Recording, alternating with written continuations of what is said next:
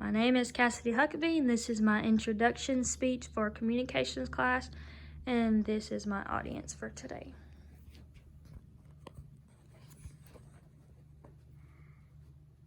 In a world of art, everywhere you go, you're going to be surrounded by art. Unless you're Patrick Star and living under a rock, then you're going to encounter art daily.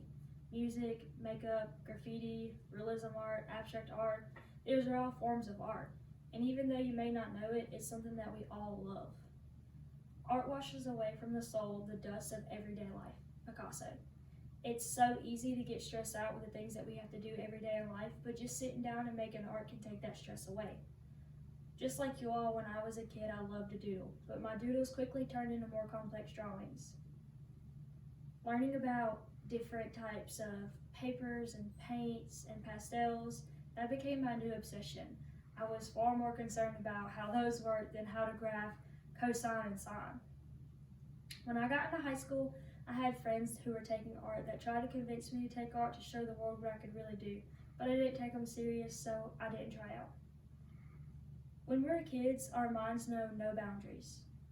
The creativity that children have is something that most adults wish they never would have lost, but unfortunately they did. The older we get, the more we think, be realistic, and the more our imagination and creativity begins to fade.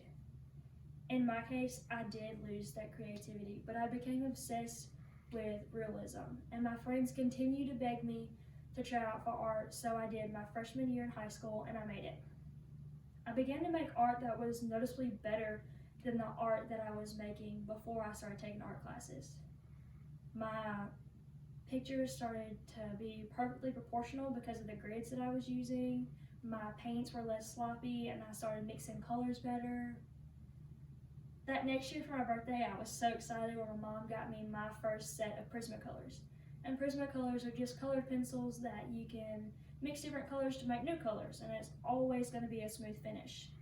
It took me a little while to kind of understand how to blend the colors, but after a while I had it down. Then my family began to buy my art, who, when their friends saw it, they wanted to buy my art. And believe it or not, most of my immediate family has a picture or a painting of my art hanging in their house.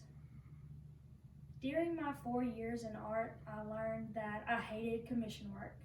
It was never things that I wanted to draw, so I ended up getting bored with it really fast, which made it take forever to finish. That's when I decided that I did not want to go into college and major in art. Finding a job around here with an art degree isn't exactly easy anyways. And not furthering my knowledge of art may make some people think that I gave up or I'm wasting my talent. I don't know what I could have done if I would have gone to college for art, but I do know that I love to make art for myself more than I like to make it for a project for class. Art will always be a part of who I am because, like I said, art is always around us. It will always be a way for us to bond, and it will always be a way to wash the dust from our souls. So whether you are listening to music or doing makeup or painting a picture on a canvas, art's always going to be there. Even though I didn't further my knowledge of art, it is still a big part of who I am today. I still make art, and I will always make art.